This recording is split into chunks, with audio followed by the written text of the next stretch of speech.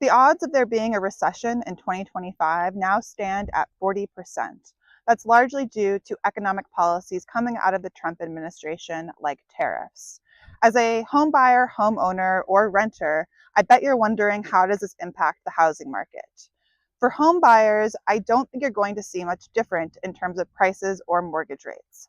With mortgage rates, tariffs have a push-pull impact on them. Tariffs lead to higher prices and higher inflation, which leads to higher rates, but tariffs also lead to higher unemployment, which leads to lower rates.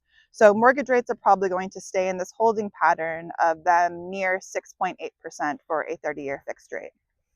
Now for prices, I also expect prices to remain high. That's because homeowners have record levels of equity in their homes that they gained when home values went up during the pandemic. They also have extremely cheap mortgages because they were able to refinance into record low mortgage rates during the pandemic. So I expect very few homeowners to be in a place of weakness where they would need to sell.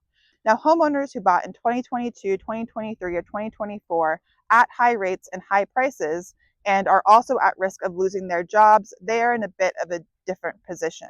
They actually could be in a place where they lose their job, they can't pay their mortgage, and they don't know what to do.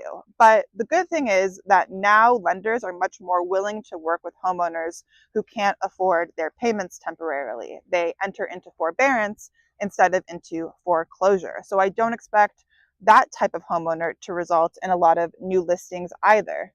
So overall, for home buyers, I don't think you're going to see much different. Now, for home owners, how does this impact them?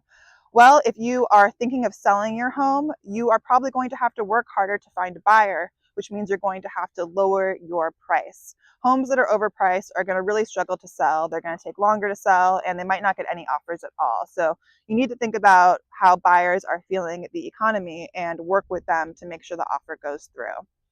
Now, renters I'm particularly worried about because they don't have this ability to negotiate with something like a lender. It's their landlord they're negotiating with, and if their lease is up, they're out if they're not paying their rent. So I'm really worried about people who are already struggling to afford their rent.